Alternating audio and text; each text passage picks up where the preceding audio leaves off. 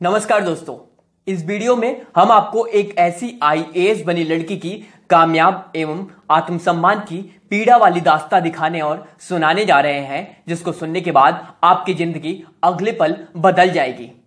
आपका दिमाग विचलित हो सकता है, लेकिन उससे पहले कुछ चंद लाइनें आपके लिए पेश करता हूं। यूं ही नहीं मिलती राही को मंजिल, एक जुनून सा दिल में जगाना होता है। यूं ही नहीं मिलती राही को मंजिल, एक जुनून सा दिल में जगाना होता है। पूछा चिड़िया से कैसे बनाया आशियाना, बोली भरनी पड़ती है उड़ान पार पार, तिनका तिनका उठाना होता है। जी हां, ये दास्तां है एक आईएएस अधिकारी बनी लड़की की। उत्तर प्रदेश के शामली में सुबह हो रही थी और ये सुबह खुद के साथ झमाझम बारिश लेकर आई थी। दरअसल ये दिन था रक्षाबंधन का। विशाखा, जी हां विशाखा, जो कि दिल्ली में आईएएस की तैयारी कर रही थी, वह घर भाई को रक्षाबंधन बांधने के लिए आई थी। सब कुछ सामान्य चल रहा था और घर में खूब हलचल थी। और हो भी क्यों ना, ये त्योहार भी तो रक्षाबंधन का था। तभी खबर आती है कि बाहर चित्रा के मौसी का लड़का आया हुआ है। चित्रा, जो कि विशाखा की भाभी थी, आज भाभी से राखी बंधवाने उसका भाई किशोर आया था। अब भाभी के साथ विशाखा भी बाहर आती है और किशोर राखी बंधवाता है और धीरे से अपनी बहन चित्रा के कानों में कहता है कि दीदी बात करो ना। दरअसल किशोर अपनी दीदी से अपने रिश्ते की बात विशाखा के लिए करवाना चाहता था। तभी भाभी उसे आश्वासन देकर धीरे से कहती है कि तू जा, मैं आज बात करती हूं। और किशोर विशाखा की चाह में चला जाता है। तभी विशाखा की भाभी किशोर के रिश्ते की बात परिवार वालों के सामने शुरू कर देती है और जैसे ही यह बात विशाखा के कानों में जाती है, उसके पैरों तले जमीन खिसक जाती है। दरअसल जैसे ही विशाखा की भाभी ने इस रिश्ते की बात परिवार वालों के सामने रखी, वैसे ही परिवार के सभी सदस्यों को किशोर इतना भा गया कि वे विशाखा के एंगेजमेंट किशोर के साथ इसी रक्षाबंधन की छुट्टियों में करा देना चाहते थे। ये सुन विशाखा खूब रोती है। अभी 2 दिन पहले अलग मूड में रक्षाबंधन बांधने आई विशाखा समझ नहीं पा रही थी कि उसके साथ हो क्या रहा है। और सबने अब यह तय कर लिया था कि विशाखा को अब दिल्ली नहीं जाना है। विशाखा झट अपनी मां के पास जाकर रोने लगती है। सभी यूपीएससी एस्पिरेंट की तरह विशाखा की भी चाहत बहुत ऊंची थी। वह डीएम बन एम्बेसडर वाली लाल बत्ती वाली गाड़ी में बैठना चाहती थी। लबासना आईएएस ट्रेनिंग में मसूरी की वादियों का आनंद लेना चाहती थी और विशाखा की ऐसी बहुत सी ख्वाहिशों को एक पल में मारने का प्रयास जोरों से जारी था। तभी मां के पास विशाखा का बड़ा भाई विनय आ पहुंचता है और साफ शब्दों में यह आदेश देता है कि देख विशाखा, किशोर बहुत अच्छा लड़का है और क्या दिक्कत है तुझे? अच्छा कमा लेता है, सब कुछ तो है।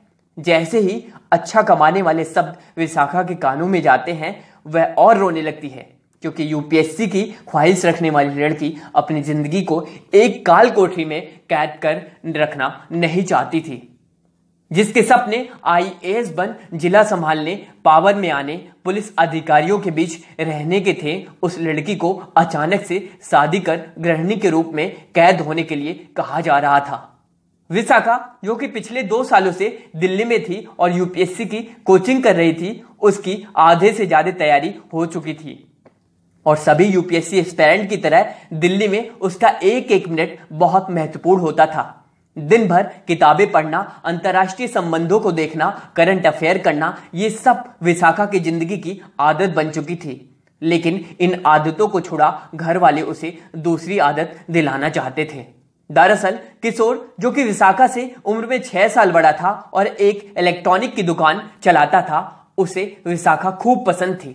लेकिन विशाखा को तो आईएएस की गाड़ी, रुतबे, पावर और समाज सेवा के अलावा कुछ भी नहीं दिखाई देता था। अब सबने तय कर लिया कि आने वाले मंगलवार को विशाखा और किशोर की एंगेजमेंट करा दी जाएगी। इधर विशाखा लगातार परेशान थी और अपनी फ्रेंड को इस बारे में सारी जानकारी देती है। उसकी दोस्त पूर्णिमा विशाखा को समझाती है कि देख, जिंदगी सिर्फ एक बार मिलती है, जो करना है कर। अब विशाखा ये तय कर लेती है कि वह एंगेजमेंट नहीं करेगी और आने वाले मंगलवार से पहले ही वह दिल्ली निकल जाएगी। लेकिन विशाखा के सामने अनेक चुनौतियां दामन फैलाए खड़ी थीं कि यदि वह दिल्ली चली भी जाए तो उसका खर्चा कैसे निकलेगा। लेकिन विशाखा ने यह ठान लिया कि खर्चा और इत्यादि की टेंशन दिल्ली जाकर ही करूंगी, और वह धीरे धीरे बिना किसी को बताए अपना सामान पैक कर लेती है। अब सभी के लिए तो सब कुछ सामान्य चल रहा था और परिवार वाले आने वाले मंगलवार का वेट कर रहे थे कि रात हो रही जाती है, और विशाखा ने अपना प्लान तैयार कर लिया था। अगली सुबह वह बिना किसी को बताए सुबह सुबह की ट्रेन से दिल्ली निकल जाती है। और अब जब सुबह लोग उठते हैं और इसकी जानकारी परिवार वालों को लगती है तो वे गुस्से से लाल हो जाते हैं। विशाखा का भाई लगातार विशाखा को फोन करने की कोशिश करता है, लेकिन नंबर स्विच ऑफ जाता है। तभी देर शाम विशाखा का नंबर लग जाता है और भाई उसे खूब खरी खोटी सुनाता है।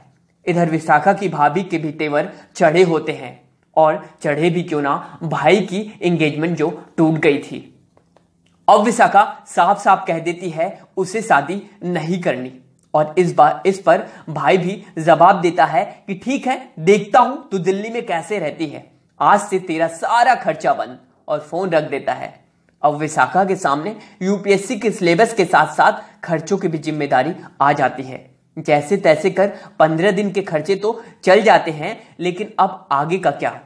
विशाखा की दोस्त पूर्णिमा उसे एक टीचिंग कंसल्टेंसी का नंबर देती है, और उसके माध्यम से अब विशाखा 9वीं और 10वीं के बच्चों को ट्यूशन देना शुरू कर देती है, और हर महीने इतने पैसों का जुगाड़ कर लेती है कि वह दिल्ली में रह सके। अब वह अपनी तैयारी में जोरों से लग जाती है, लेकिन हर रोज किशोर उसे फोन कर परेशान करता रहता है। लेकिन विशाखा को तो लवासना की वादियों वाली वीडियो से प्यार हो चुका था, लवासना की वादियों से प्यार हो चुका था। विशाखा हर रोज बच्चों को ट्यूशन पढ़ाकर खुद से 12-12 घंटे पढ़ने लगती है, और कई बार तो जिन बच्चों को वो पढ़ा रही होती है उनकी किताबों से भी बहुत कुछ सीखती है, क्योंकि कहते हैं कि यूपीएससी में यदि आप अपना बेस मजबूत करना चाहते हैं तो एनसीईआरटी की 6वीं से 12वीं तक की किताबें आपको पढ़नी चाहिए। अब विशाखा को ट्यूशन देने में भी काफी मजा आने लगा था, क्योंकि ट्यूशन में पैसों के साथ साथ उसे रोज नॉलेज भी मिलती थी। धीरे धीरे यूपीएससी की प्रारंभिक परीक्षा आ जाती है और विशाखा पास हो जाती है। और जब यह बात किशोर को पता चलती है कि विशाखा यूपीएससी के प्री परीक्षा में पास हो गई है, तो वह रोजाना उसे फोन कर और परेशान करने लगता है। दरअसल किशोर अब विशाखा के लिए खुन्नस सी पाल लेता है, और वह नहीं चाहता कि विशाखा आईएएस बने। लेकिन विशाखा अपनी तैयारी में पूरी तरह समर्पित रहती है और मेंस परीक्षा में भी पास कर लेती है। लेकिन इसकी जानकारी वह अब ना ही घर वालों को देती है, ना ही किशोर को पता चलती है, क्योंकि जैसे ही बात घर पहुंचती थी विशाखा की भाभी किशोर को बता देती। इधर अब विशाखा इंटरव्यू का इंतजार करती है, और इंटरव्यू भी खत्म हो जाते हैं। और ईश्वर की विडंबना तो देखिए, विशाखा अपनी कड़ी लगन और मेहनत से यूपीएससी की परीक्षा में 177वां रैंक लाकर इतिहास रच देती है। और जब यह बात घर पर सभी को पता चलती है तो सभी को अपने किए पर पछतावा होता है। विशाखा का भाई झट अपनी बहन विशाखा को लेने दिल्ली आ जाता है, और अब विशाखा वो सब कुछ पा चुकी है जिसका उसे इंतजार था। वो एम्बेसडर वाली गाड़ी, वो पावर, वो रुतबा, वो लवासना की वादियां, वो जिस जिले की पुलिस अधिकारियों के बीच मीटिंग करने का मौका, आज सब कुछ है विशाखा के पास। लेकिन यदि उसने रक्षाबंधन वाले दिन सबकी मान शादी के लिए हाँ कर देती तो शायद आज विशाखा आईएएस विशाखा ना होती। दोस्तों, आशा करता हूं विशाखा की जिंदगी की ये कहानी, ये दर्दनाक पल जिन लोगों को अभी तक, जो लोग हमें अभी तक सुन रहे हैं, यदि आपको इससे कुछ भी सीखने को मिला, यदि आपको इससे कुछ भी स्ट्रगल के बारे में सीखने को मिला, तो आप प्लीज इस वीडियो को अधिक से अधिक शेयर करें। यदि आप हमें अभी तक सुन रहे हैं तो प्लीज इस वीडियो को अधिक से अधिक शेयर करें, यदि आपको इस वीडियो से थोड़ा भी कुछ सीखने को मिला है। दोस्तों, यदि आप हमें अभी फेसबुक से सुन रहे हैं तो फेसबुक से डिफरेंट प्लेटफॉर्म पे शेयर करें, और यदि आप हमें अभी यूट्यूब से सुन रहे हैं तो यूट्यूब से डिफरेंट प्लेटफॉर्म पे अधिक से अधिक शेयर करें, ताकि और किसी विशाखा की जिंदगी इस तरह से बर्बाद होने से बच जाए आज की विशाखा अपनी जिंदगी को तो बचा ली, लेकिन अगली विशाखा शायद अपनी जिंदगी को ना बचा सके।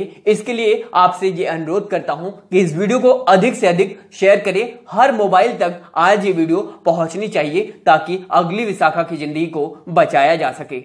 चलिए, आशा करता हूं आप वीडियो को अधिक से अधिक शेयर करेंगे। तब तक के लिए धन्यवाद। नमस्कार दोस्तों।